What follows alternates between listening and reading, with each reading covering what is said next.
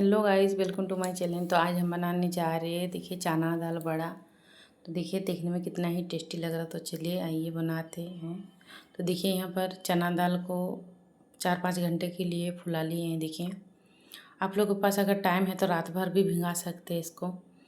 तो देखिए इसको अच्छे से धोना है और अच्छे से धो के इसका पेस्ट बनाना है। तो देखिए मिक्सर ग्राइंडर ले लिए हम और अभी सब चना दाल को एक एक करके डाल देंगे। देखिए सब थोड़ा थोड़ा करके डालेंगे और जैसे पानी ना रहे, पानी रहने से दिक्कत होगा बनाने में। तो देखिए अब इसका दरदरा पेस्ट बना लेंगे। तो देखिए इसी तरह से बनाना है, जैसे एक दो ठो गोटा गोटा भी रहे और इसी तरह से पेस्ट बनाना है। देखिए तो चलिए इसको निकाल लेते हैं।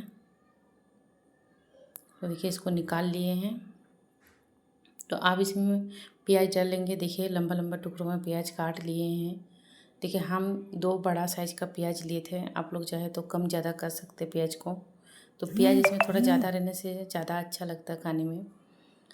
और देखिए सारे प्याज को डाल दिए हैं। अब इसमें देखिए कड़ी पत्ता को डाल दिए हैं और यहाँ पर ही हरा धनिया भी डाल दिए हैं। और देखिए यहाँ पर 2 हरा मिर्चा काटे थे उसको डाल दिए छोटा छोटा बारीक बारीक। और देखिए यहाँ पर अदरक को ग्रेट करके रखे थे उसको डाल दिए हैं। आप लोग चाहे तो इसमें लहसुन भी डाल सकते हैं और यहीं पे स्वाद अनुसार नमक भी डाल दिए हैं। देखिए और उसको अच्छे से अभी मिक्स कर लेंगे फ्रेंड। लेकिन मैंने बहुत ही अच्छा लगता है खाने में, बहुत ही जल्दी बन जाता है। शाम के नाश्ते में बनाएं, चाहे कोई गेस्ट आ जाए तब बनाएं तो बहुत ही अच्छा लगता है। तो देखिए इस तरह से सब अच्छे से मिक्स कर लिए हैं। अब इसको देखिए थोड़ा थोड़ा लेके और हाथों में से गोल कर लेना है। और देखिए इसको गोल करके हल्का हल्का से दबाना है। और चाहे तो आप लोग एक हाथ से नहीं हो रहा तो 2 हाथ से भी इसको कर सकते हैं। देखिए इस तरह से। तो चलिए इसी तरह से सब बना लेते हैं। अब देखिए कढ़ाई भी, तेल भी गर्म हो गया है। और देखिए गैस को लो रखना है, ज़्यादा मतलब हाई में नहीं रखना है।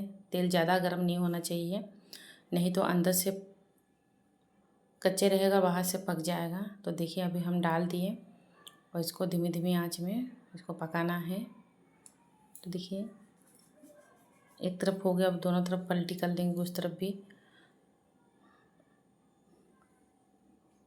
देखिए ऐसे ही धीमी धीमी आंच में इसको पकाना है। तो देखिए बन के तैयार हो गया फ्रेंड।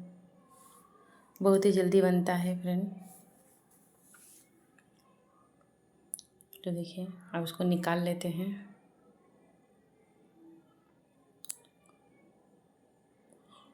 तो आप लोग भी एक बार ज़रूर बनाइए, इसको बना के देखिए कितना टेस्टी लगता है खाने में। तो देखिए बन के सब तैयार हो गया है। और मेरी रेसिपी आप लोग को कैसा लगा ज़रूर बताइएगा।